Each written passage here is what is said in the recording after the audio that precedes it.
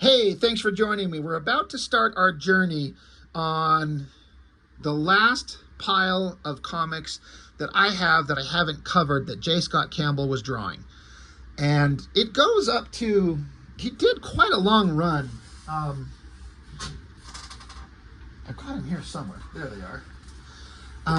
J. Scott Campbell went up to issues 18, 19, 20. So that's quite the run. You know, I kind of was digging them all out and gathering them up, all the J. Scott Campbell Gen-13 comics. And,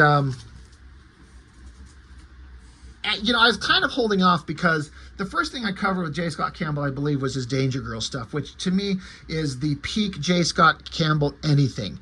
I would argue that his art, while absolutely perfect and flawless in the book, he's better now than he was then, but he just doesn't draw comics. He does covers. He inks himself, and he's one of those artists who I personally think that, although I feel like other inkers working on him made him shine absolutely wonderful. Alex Garner's a great inker, just made him shine. But J. Scott Campbell's one of those guys who knows what he's doing so well with his inks that I'm like, this is the best version of his own art. I don't think that Jim Lee is the best inker for himself personally. You know, there's a couple artists I could say like that, but some guys, when they ink themselves, it's the best version of themselves, and that's Campbell. But this is way before that. This is also a special issue for me because this is the first time I voluntarily, specifically chose to pick up a comic because of J. Scott Campbell's artwork. There's been one or two things that I got where he was like part of it, but I didn't pick it up because he did it. I knew about Gen-13. I'd heard about them. I knew about the miniseries that had come out. I have covered the miniseries, but my coverage of that book here in the last 6 to 7 months, whatever it is, was my first time reading that miniseries because I didn't pick it up because I was, one, not interested in the characters, and two, I was not interested in Campbell's artwork. He had kind of a rubbery, unrefined style that was more cartoony that did not appeal to me at the time. But I was very much aware of how popular that book was. Everyone was talking about it. So the miniseries is over. It was done. I didn't care. And then the regular series started. And so this is issue 3. I don't even know if I've ever seen issues 1 and 2. But for some reason, issue 3 is where I suddenly decided I think I need to start collecting this. It's been so long. I can't remember, or I can't tell you. My thoughts are, you know, it's so old. I don't remember what my thoughts were on what made me specifically go, all right, I think I'm into this now. But I'm pretty sure it has something to do with, one, the cover grabbed my eye. This is like a Drew Struzan type homage art, which I know Campbell is a big fan of. You got the team of characters looking kind of fun and adventurous. You got hot girls on the cover. I probably saw it on the shelf, and I think I probably picked it up and started flipping through it, and there was a distinctive difference in Campbell's artwork to my eye from what I had seen, especially if you see his very, very first works at Image Comics with, you know, Wildstorm. He had a very rubbery kind of wonky looking style that I did not like, but he refined his look very quickly, and he got tighter and more solid and more defined. And suddenly I was looking at it going, he suddenly got really good, and it appealed to me then. So then I picked up issue 3. I'm like, we'll give it a shot. And I've dug out this first kind of story. We're going to look at them one by one. But issues 3, 4, and 5, I just kind of flipped through these things for the first time in years. Holy shit, they're so much better artistically than I ever remembered. Like, I could tell why I was into it. Like, once I started going and I kept going, I'm like, this stuff is so good. I suddenly got it. And because Campbell content is very limited, I'm not going to go through several of them at one time. We're going to do them one-offs because it's precious cargo. Gen-13. Again, this is my first time reading these characters, so I didn't really know what was going on. I guess I didn't care. I was here for the artwork, but the story was, even though it's Brandon Choi on the story, it's got J. Scott Campbell on the story too. So at some point, they realized that Campbell was the selling point. I mean, I have to imagine this is what was going on. the audience was responding specifically to Campbell's art. And then I have to imagine they talked to him, and his interest and his enthusiasm of like, this is what I think we should do with these characters. So suddenly it's not Brandon Choi and Jim Lee, it's Brandon Choi and J. Scott Campbell. And this is the first time there's any story with Brandon Choi involved that I actually kind of liked. But I attribute that completely to Campbell and his sensibilities and his knowledge of what's working. And he wants to make it kind of a lighthearted Indiana Jones, James Bond type adventure, which is exactly what Danger Girls ended up being. And you can see he's just kind of working out all his kind of interests and ideas to where it goes on and becomes his masterpiece of Danger Girl. So we got Fairchild digging into a computer, looking up information. Great shot, great face. Again, his female faces used to have kind of a distorted, rubbery look. I know I keep saying that, but he kind of refined it into a nice, solid shape. Great eyes, great uplighting. Of course, we're, sexy girl, got the boobs. But also Campbell draws all the details on everything, like a computer screen, a keyboard, the little cord going from the keyboard to the monitor. Like, it's all there. And I have to give props to Alex Garner, like I was saying, fantastic inker. But Fairchild is pissed off because she's going through her boss's, Mr. Lynch, all his files, and she sees that he's got some files and some information that is relevant to her and the kids and their fathers, their parents, and he's keeping it a secret from them. And he's like, it's just routine research. There's nothing definitive. I'm working on stuff. Chill out.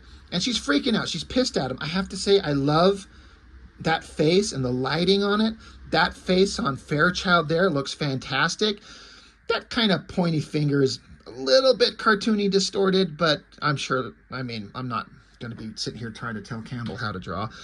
But he's like telling her to chill out. Like, these files are dangerous. These people are dangerous. When we have something to go on that's relevant, I'll let you know.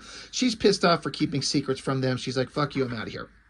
So she goes stomping by. And then again, this is another element that I kind of didn't exactly know what was going on when I got this.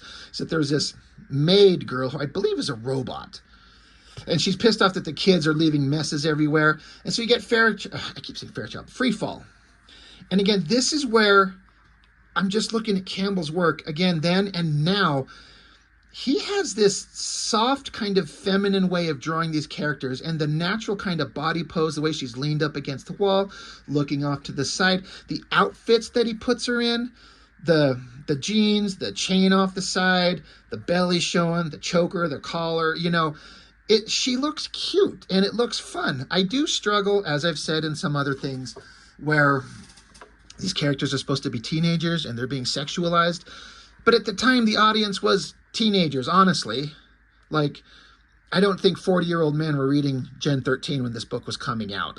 I find that highly unlikely. I mean, sure, there's probably some, but now, being a late 40-year-old man looking at the stuff, beautiful female figures, but she's supposed to be like, what, 15 or 16? So, it ages weird, but it kind of straddles the line from being gratuitous and disgusting and being lighthearted and cute. And I think he straddles that line and not veering off into the disgusting territory, so it works. But it is weird with teenagers. But anyway, so Fairchild's on a mission. Free Fall decides to go with her, leaving the maid girl pissed off. They go to this big giant house. Look at Campbell throwing in the detail on this giant mansion. Great stuff. They're going to investigate some information. This girl knows something, so we got to find out. So they go to this rich lady's house. They're not sure if they're going to get anywhere with it, but they knock on the door. I thought this was a funny little kind of line. The door opens. It's still chained shut. You got this stuffy old butler. She's like, hi, my name's Caitlin Fairchild. I'm here to see Mrs. MacArthur. He's like, do you have an appointment? She's like, no. And he goes, pity, and starts shutting the door. I think that's great. He's just like, do you have an appointment? Nope. He's like, sucks to be you. Shuts the door on her. But she sticks her foot in the way. She's like, just tell her it's about the Madagascar expedition. She'll know what I'm talking about. So however, that goes about, they get let into the room. Once again, J. Scott Campbell throwing in all the details on the backgrounds, the couch, the table, and look at the little ornamental details on that table. So well done. There's a poster, like a framed portrait on the wall. It said Lord Heisler, which is somebody that worked for Wildstorm, I believe. And this one, there's a guy on a horse, and it says Lord Reeves. So I'm like, is that supposed to be like Christopher Reeves, because I'm like, is that what that's supposed to be? Because this is 95. I'm pretty certain it was in 95 when Christopher Reeve fell off the horse, broke his neck, and was paralyzed. And so it's Reeves, and he's on a horse. I don't know. Is it weird if Christopher Reeve at this point had been paralyzed and there's a portrait of him on a horse? Like, it's supposed to be honoring him? I mean, it doesn't bug me. I'm not like mad at it or anything. It's just kind of interesting. Anyway, they're sitting around and they're waiting to get some information, trying to meet this rich old lady. Here she is. So she gives up some information, like she knew a guy, and Fairchild's like, all right, we kind of want to investigate this. We want to solve this old mystery of this thing. They kind of go into it about this expedition that happened. And so this kind of setting them up to go on an adventure. I like this part here, especially this drawing. Roxy, she lights up a cigarette and everyone's pissed at her. She's like, Jesus, fine, I'll put it out. That drawing, that little drawing of her lighting up the smoke and the gestures with the hands, fantastic. Love it. So anyway, the old lady, Ms. MacArthur, she's like, let me get my scrapbook. And so she's going through it and explaining how, you know, there is this island, there's warrior babes, and Fairchild's like, who's the man in the photograph? She's like, the leader of my latest expedition. Unfortunately, I haven't heard from him in over 2 weeks. I'm very worried. He's also my only son, James MacArthur. I'd go search for him, but I'm too old. And so Fairchild's like, you know what? We'll help you out. We'll go search for him. We'll find this island. We'll investigate this mystery. We'll help you find your son. And the rest of the team is in the background kind of like going, oh my God, we don't want to do that. But Fairchild's sending them on this adventure. So it's kind of funny. You know, this is where Gen-13 kind of excels. These cute, fun characters. I don't mean cute by like cute girls, but like all of them, like their personalities. It's fun, it's lighthearted, it's adventurous. Thank you, J. Scott Campbell, for knowing exactly where to take these characters and how to make them fun. I've said forever, the only reason Gen-13 works is because of Campbell.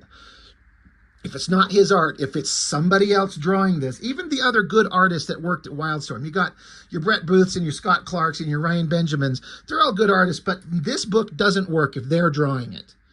You know, no disrespect meant to them, but it doesn't work. It's only because Campbell was on. It's like the perfect kind of like perfect place, perfect time, perfect concept, perfect artist. And it just kind of kept getting more and more popular. So the team, now they've got an adventure to go on. So they're sneaking out at night and they're like, wait, Lynch doesn't know we're doing this? And like, no, he doesn't need to know.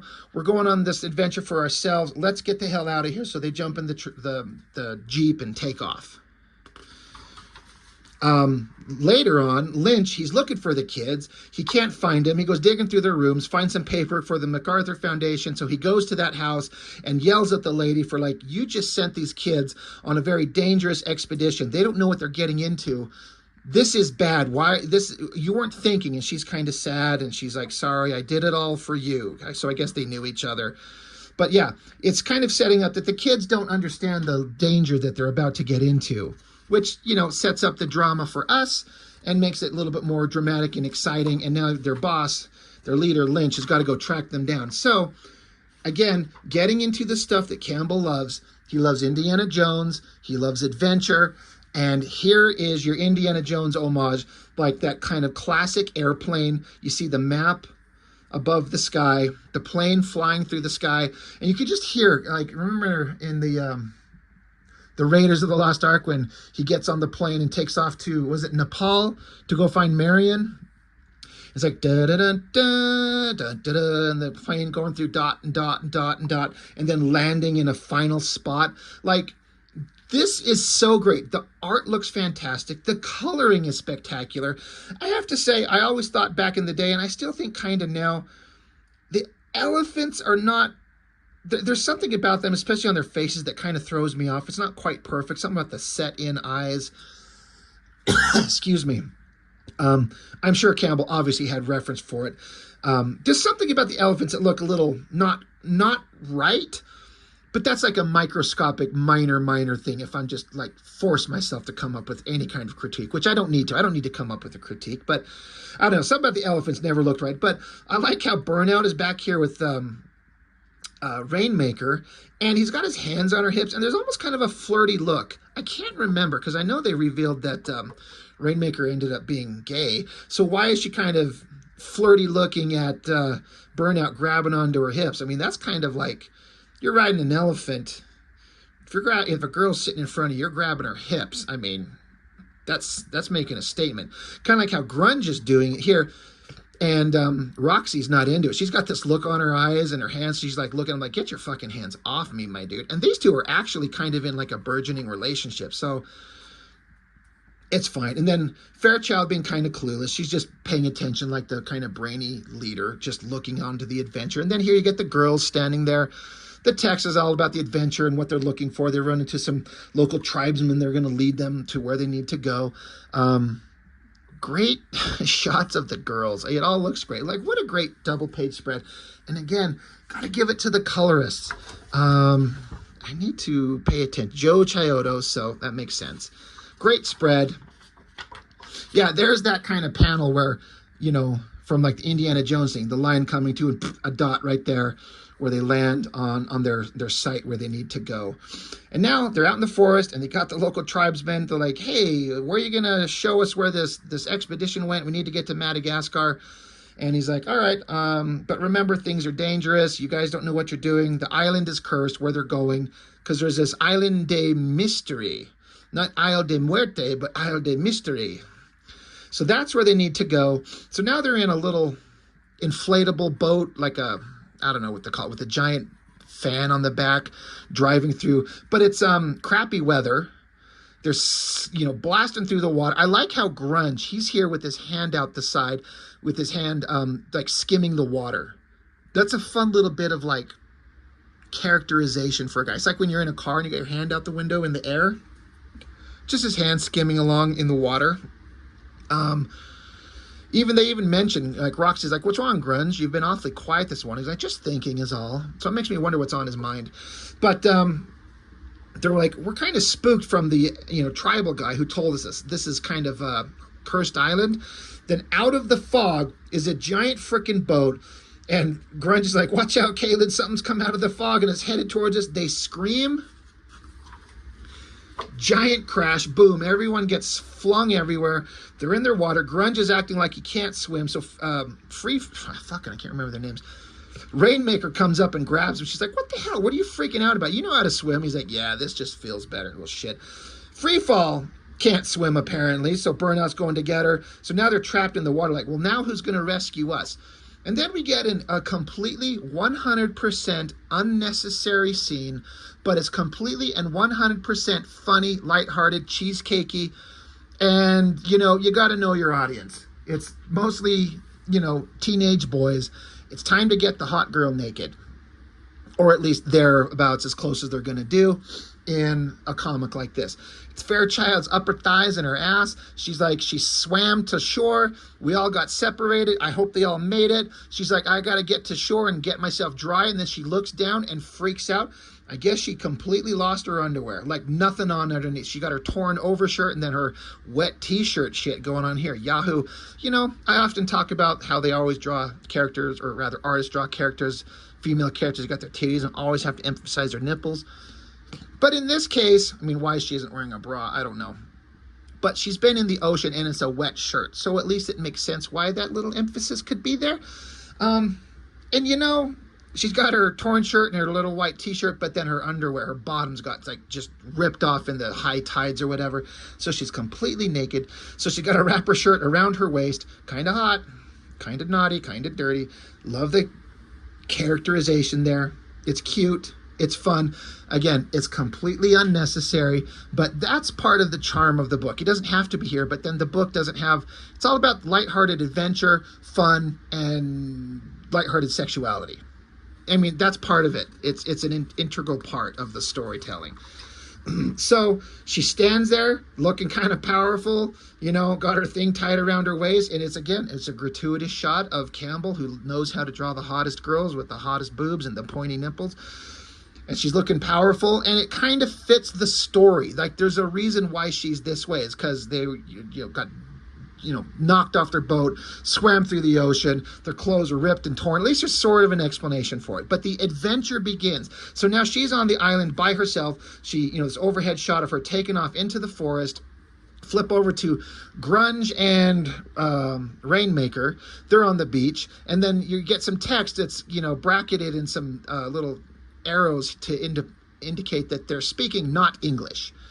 But it says, over here, I found something. Are they alive? And Grunge is like, oh my God. They're like, the male is awakening. They're like, is that you, Sarah? So we get this upside down shot of hot girls shown from the perspective of Grunge's eyes, because we're kind of seeing a distorted, he's upside down to kind of emphasize how he's, not in his right mind because he's been unconscious and waking up. And so we see them from the vantage point that he would see. They're upside down. His eyes go wide, and he says, I think I've just landed in an episode of Baywatch. And what do we get? Giant double page spread of half-naked hot warrior girls. I was like, oh, right, it's all these Amazonian warrior babes. What else are we going to have Campbell run into? Campbell being the artist, what else are we going to have him write a story? And what are we going to have his characters run into? It's a bunch of half-naked hot girls. And then, of course, I'm staring at him. I'm like, oh, wait, these weapons, the face paint. These are the Coda, the character like Zealot from Wildcats, and the race of warrior Amazonian babes that she comes from another planet, no less. They have to be Coda. And which kind of made me go, ugh. The Codas suck. They're so cliche. It wasn't until Alan Moore got a hold of them and kind of added some kind of characterization, which turned them into just even more horrible people. But they're just a bunch of badass chicks with blades and weapons that hate men. Stereotypical, but when you got somebody like Campbell drawing it, hell yeah, this is what you do. They all look hot. They all look cool. I love the big shots of Rainmaker and Grunge down here. They're like, we should probably kill them. We should take them to our leader, find out what she wants us to do. Grunge is like, Sarah, I think the welcome wagon ladies are here. And the girl says, silence, male dog. I fear they bode ill for us. Grunge is like, uh-oh, no, that definitely did not sound very friendly. She says, we should kill them now. And Grunge says, I suppose that means a hot oil massage is completely out of the question. To be continued. And so that's the end of this issue. And it goes into the funny little robot ruckus story, which I've already covered. So, again, this was, my first book where I picked up intentionally for Campbell's artwork. And after the fun adventure and the silliness and the great art and the hot girls, I definitely was like, okay, I get it. A lot of other people already got it and were big fans of it. And it took me a minute. What was it? 5-issue miniseries of Gen-13, and then 2. This is issue 3, so issues 1 and 2, which I missed. So 7 issues are already going before I saw it and got it.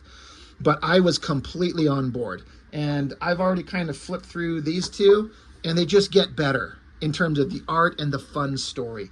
Once they leave behind the stereotypical Wildstorm bullshit of international operations and the Black Razors and the Daemonites and the Coda, and just let these kids go off and have adventures led by J. Scott Campbell's smart kind of direction, the book became really fun, for a short while. They've tried to reboot this thing several times, and it has never worked ever since Campbell left. It's just never the same.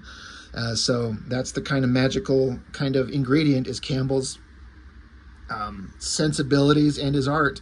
So anyway, issue 3 of Gen-13. One of these days I'll see if I can find issues 1 and 2 and kind of see what was going on in those. But Campbell, it's all about him, all about J. Scott Campbell's work, and his direction made this thing work, and I was suddenly on board.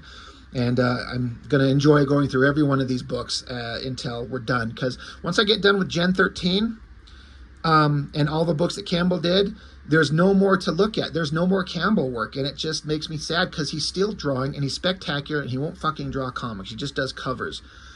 And this bums me out. So it's like there's a very small body of work and we're going to look at it all. And so anyway, I guess that's it. Gen-13, good times. So that's all I got for now. Thank you for watching. I'll see you next time.